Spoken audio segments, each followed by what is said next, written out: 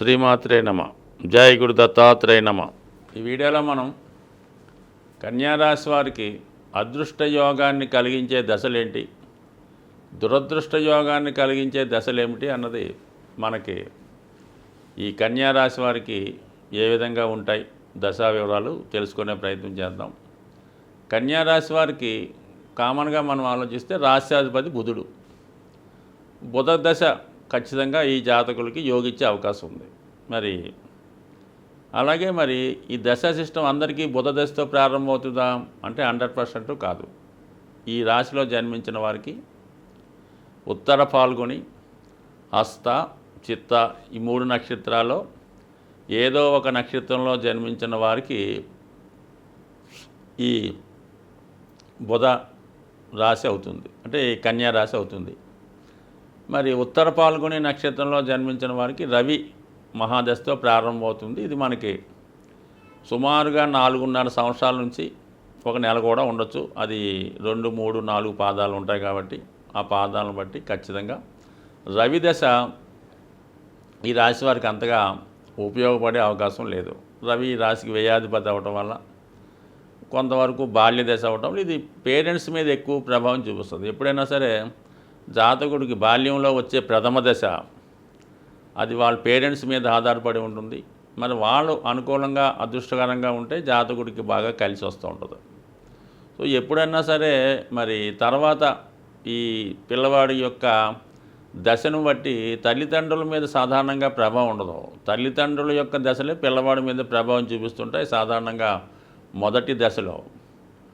ఇక్కడ దాని తర్వాత ఏంటంటే మనకి చంద్ర మహాదశ స్టార్ట్ అవుతుంది. చంద్రుడు 10 సంవత్సరాలు సుమారుగా 15-14 సంవత్సరాలు వచ్చేదాకా కూడా జాతకుడికి చంద్రమహాదశ నడుస్తూ ఉంటుంది. అంటే ఉత్తర పాల్గొనలో పుట్టుంటే అంటే సాధారణంగా చంద్రదశ మాత్రం వీళ్ళకి కంపల్సరీగా కొందరికి విద్యాపరంగా చాలా అనుకూలంగా ఉంటుంది. ఇది చాలా సెన్సిటివ్ది చంద్రుడు కాబట్టి విద్యా సంబంధించిన విషయాలు తల్లికి అనుగుణంగా నడుచుకోవడం, చాలా రకాలుగా తను తెలిసిన విషయాలు ఏదో ఒకటి నాలెడ్జ్ పెంచుకోవడం, అంటే వాళ్ళ పేరెంట్స్ వేదం నేర్పిస్తే వేదం నేర్చుకుంటాడు, ఇంగ్లీష్ మీడియం అయితే ఇంగ్లీష్ మీడియము, ఇలా మల్టిపుల్ టాలెంట్గా జాతకుడికి చంద్రదశ ఉపయోగపడుతూ ఉంటుంది. అంటే ఇంచుమించుగా 14-15 సంవత్సరాల దాకా అనుకుంటే దాని తర్వాత వచ్చే కుజ మహాదశ. సో ఇది కూడా జాతకుడికి చాలా ఇబ్బంది పెట్టే దశ. ఈ కన్యా లగ్నం కానీ కన్యా రాశి వారికి ఏంటంటే కుజుడు తృతీయ అష్టమాధిపతి కాబట్టి ఇంచుమించుగా వీళ్ళకి అది 14 నుంచి 21వ సంవత్సరం మధ్యలో అది అటు ఇటు మారుతూ ఉంటుంది పాదాలను బట్టి. కానీ ఏదన్నా 10th క్లాస్ దగ్గర నుంచి స్నేహితుల ప్రభావం వల్ల చదువుకి ఇబ్బంది పెట్టచ్చు, ఇతను తెలివితేటలు ఇతరులకి ఉపయోగించి వాళ్ళు ఇబ్బంది పడవచ్చు. మొత్తం మీద ఏంటంటే కుజ మహాదశలో మాత్రం జాతకులకి చాలా ఇబ్బంది పెట్టే దశ అవుతుంది కాబట్టి చాలా జాగ్రత్తగా ఉండాలి. దాని తర్వాత వచ్చే రాహుదశ. ఎక్కువ మందికి ఏంటంటే ఈ కుజ దశ జరుగుతున్నప్పుడు ఈ కన్యా రాశి వారికి మిడిల్ ఆఫ్ ది ఎడ్యుకేషన్ అంటే ఈ డిగ్రీ అటు ఇటుగా పెద్దగా రాణించలేకపోవడం వల్ల దాని తర్వాత వచ్చే రాహు దశలో సాధారణంగా చిన్న స్థాయి ఉద్యోగంలో చేరిపోవడం జరుగుతూ ఉంటుంది. అంటే ఇది ఎప్పుడు 22 నుంచి 40 సంవత్సరాల మధ్యలో జరుగుతుంది ఈ రాహు మహాదశ. అందుకని సాధారణంగా 90% కన్యా రాశి కన్యా లగ్న జాతకులకి బిగినింగ్ ఆఫ్ ది లైఫ్లో ఇంచుమించుగా 36, 38, 40 వచ్చేదాకా కూడా ఉద్యోగంలో కంప్లీట్గా సాటిస్ఫాక్షన్ పొందలేకపోతుంటారు. విధివశాత్తు వాళ్ళు ఏదైనా మంచి ఈ రాహు విదేశ సంస్థలకి మల్టీనేషనల్ కంపెనీకి కారణం అవుతుంటాడు కాబట్టి ఎవరో ఒక 10% అదృష్టవంతులుగా మారి మంచిగా సంపాదించి స్థిరపడవచ్చు తప్ప ఎక్కువ శాతం మంది సరైన సెటిల్మెంట్ 40 దాకా రాదు. ఎందుకంటే రాహు ఈ జాతకులకి మిక్స్డ్ ఫలితాలు ఇస్తూ ఉంటాడు, అటు ఇటుగా ఉన్న దశను బట్టి దాన్ని బట్టి ఇస్తూ ఉంటాడు. అయితే ఏంటంటే మరీ ఇబ్బంది పెట్టడం, మరీ పైకి తీసుకెళ్ళడం. ఎక్కువ అమ్మాయిలు అయితే ఈ రాశిలో జన్మించి ఈ రాహు దశలో మెడికల్ సంబంధించిన కోర్సులోకి ప్రవేశం కోరుకుంటుంటారు. అది నర్సులు అవ్వచ్చు, డాక్టర్లు అవ్వచ్చు, సైంటిస్టులు అవ్వచ్చు. ఎక్కువగా అమ్మాయిలకి ఈ విధంగా రాణించే అవకాశం ఉంది. సాధారణంగా రాహు దశ ఇప్పుడు కూడా స్త్రీలకు బాగా రాణిస్తూ ఉంటుంది, అబ్బాయిలకి కొద్దిగా ఇబ్బంది పెడుతుంటుంది. దాని తర్వాత వచ్చి గురు మహాదశ. ఇది కూడా జాతకుడికి అంత యోగిచ్చే దశ కాదు. అయితే ఏంటంటే కొద్దిగా రాహు దశలో ఉన్నటువంటి ఇబ్బందులను తొలగించి జాతకుడిని సంస్కారవంతుడిగా ఉద్యోగంలో స్టడీ చేస్తుంది, గృహ నిర్మాణం కూడా ఇస్తుంది. కొంతమందికి వివాహంలో అప్పుడు దాకా ఉన్నటువంటి ఇబ్బందులు తొలగి ఒక మంచిగా ఇచ్చే అవకాశం ఉంది. ఏదైనా రవి దశ ఈ గురు మహాదశగా పెద్దగా యోగించదు. అంటే అప్పటికి 56 సంవత్సరాల దాకా కూడా కొంతమంది ఇబ్బంది పడుతుంటారు. దాని తర్వాత వచ్చే శని మహాదశే జాతకుడికి యోగిచ్చే దశ. అది మరి ఇంచుమించుగా 19 సంవత్సరాలు, అంటే 75 సంవత్సరాల దాకా. అంటే సాధారణంగా అందుకంటే కన్యారాశి వారు జీవితం చివరి భాగంలోనే బాగా స్థిరపడి రెస్పాన్సిబిలిటీ తీరిన తర్వాత ఉద్యోగపరంగా బాగా అనుకూలంగా ఉండి ఎక్కువ భాగం పెద్ద వయసులో ఉండడం వాళ్ళే సెటిల్మెంట్గా సక్సెస్గా కనబడతారు తప్ప ఈ middle age, below middle age, యవ్వనం అంతా కూడా సగులుగానే నడుస్తూ ఉంటుంది ఈ కన్యారాశి వారికి. అంటే ఇక్కడ మనకు అర్థమైంది ఏంటంటే ఈ రాశి వారికి మరి ఖచ్చితంగా ప్రారంభ దశలు అనుకూలించకపోవడం వల్ల, మరి ఈ బుధ మహాదశ, శని మహాదశ లాంటి జీవితంలో లేటుగా రావడం వల్ల మరి జాతకుడు ఎప్పుడు కూడా సేవా రంగంలోనే ఎక్కువగా రావడం జరుగుతుంటుంది. కష్టానికి తగ్గ శ్రమ పొందలేకపోతుంటాడు అన్నమాట. ఎందుకంటే ఇప్పుడు ఈ రాశి ఉన్నటువంటి నక్షత్రాలు ఆ విధంగా సాధారణంగా జాతకుడు ఎంతవరకు కష్టపడ్డు, సాధారణంగా 60, 65, కేవలం 70 అనుకుందాం, 75 ఇంకా ఆ తర్వాత కష్టపడలేడు కదా. అందుకని ఈ ఏజ్లోనే సరైన దశలు రావాలి. బట్ విధి విశాత్తు మరి ఆ రాశి ప్రకారం సరైనటువంటి దశలు రాకపోవడం వల్ల జాతకుడికి ఏంటంటే కొద్ది ఇబ్బంది ఉంది. ఎక్కువైనా సరే కుజ మహాదశలో జాగ్రత్త పడాలి జాతకుడు. ఎప్పుడు ఏ రాశి అయినా, అది ముఖ్యం కన్యాలగ్నం, ఈ కన్యారాశి వారికి కుజ మహాదశ వచ్చినప్పుడు కానీ, ఏ దశలో అయినా కుజుడి యొక్క అంతర్దశ వచ్చినప్పుడు కానీ ఖచ్చితంగా ఉద్యోగంలో మార్పులు, ఉద్యోగం పోగొట్టుకోవడం, అనారోగ్య సమస్యలు, రుణ బాధలు, బంధువులతో విరోధం, ఇటువంటి చికాకులన్నీ కూడా కుజుడి యొక్క అంతర్దశలో వస్తాయి. కాబట్టి జాగ్రత్తగా ఉండాలి. ఫర్ ది సేమ్ టైము కేతువు యొక్క అంతర్దశ కూడా కుజుడి ఫలితాలు ఇచ్చే అవకాశం ఉంటుంది. కాబట్టి ఆ విషయంలో కూడా జాగ్రత్తగా ఉండాలి. తర్వాత రవి దశ కూడా 12 సంవత్సరాలు, అదే 12వ భావాధిపతి అవ్వటం వల్ల మరి రవి 6 సంవత్సరాలు అయినా కూడా 100% జాతకుడిని కొద్దిగా కుటుంబం స్ప్లిట్ అవ్వడం కానీ, పిల్లలు దూరం అవడం కానీ, ఈ విధమైన చికాకులు 6 సంవత్సరాలు కూడా ఉండే అవకాశం ఉన్నది. ఇక గురు మహాదశ కూడా అది బాధక దశ, అది తీయగా మెత్తగానే ఉంటుంది తప్ప ఇబ్బంది పెడుతూ ఉంటుంది. సో ఎందుకంటే మరి ఈ రాశిలో జన్మించిన వారికి మెయిన్ దశలు చివరిగా రావడం వల్ల, వ్యతిరేక దశలు ప్రారంభంలో రావడం వల్ల ఇబ్బంది పడుతూ ఉంటాడు. అయితే కన్యారాశి వారు ఎక్కువ ఈ హస్తా నక్షత్రం అవ్వండి, చిత్తా అవ్వండి, ఉత్తర పాల్గొన అవ్వండి, విష్ణుమూర్తి అలాగే విఘ్నేశ్వరుడు.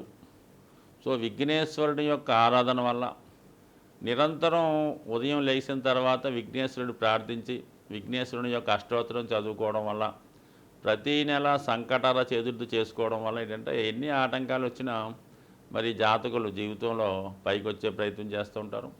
అలాగే విష్ణు సహస్రనామ పారాయణ వల్ల, విష్ణుమూర్తిని ఎక్కువగా పూజించుకోవడం వల్ల, అయ్యప్ప స్వామి దీక్ష తీసుకోవడం వల్ల అది జాతకంలో బాగా అనుకూలించే అవకాశం ఉంది. అయితే వీళ్ళు మంచి స్కిల్స్ కలిగి ఉంటారు కాబట్టి, మంచి హస్త నైపుణ్యాన్ని కలిగి ఉంటారు కాబట్టి సాధ్యమైనంత వరకు ఈ టెక్నికల్ ఆర్ట్లో బాగా రాణించగలిగే అవకాశం ఉంది. అంటే జీవితంలో ఎక్కువ ఈ దశలు అనుకూలించకపోవడం వల్ల ఇతరుల మీద ఆధారపడే స్వభావం ఎక్కువగా కలిగి ఉంటుంది. కాబట్టి ఆ విషయంలో జాగ్రత్త తీసుకుంటూ మరి ఈ రాశివారు ఏదన్నా చివరి జీవితం కోసం, అంటే ఆఫ్టర్ రిటైర్మెంట్ లైఫ్ కోసం జాగ్రత్త పడాలి.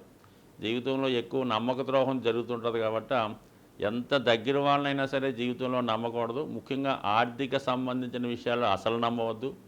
జాలి పడి సొంత వారైనా అనుకుని వాళ్ళకి మీరు మీ స్థాయి మించి మొత్తం సర్వస్వం దోచిపెడితే చివరికి ఇబ్బంది పడుతూ ఉంటుంది మోస్ట్ ఆఫ్ ది కన్యా రాశి, కన్యా లగ్నం వారికి. కాబట్టి సాధ్యమైనంత వరకు మీ యొక్క క్యాలిక్యులేషన్స్ అన్నీ కూడా మీ కొరకు ఉపయోగించుకుంటే జీవితంలో బాగుపడే అవకాశం ఉంటుంది. సాధారణంగా మనం ఈ గోచార ఫలితాలు పరిశీలించినప్పుడు వ్యక్తిగతంగా వారి వారి రాశులను బట్టి కాకుండా సహజంగా ఏర్పడే కొన్ని గ్రహాల కలయికలు జాతకులు అందరి మీద ప్రభావం చూపిస్తూ ఉంటుంది. అంటే సహజ రాశి చక్రం అయినటువంటి ఉంటుంది. అంటే అది మేషం లగ్నంగా తీసుకొని 12 భావాలు లెక్కేయడం జరుగుతూ ఉంటుంది.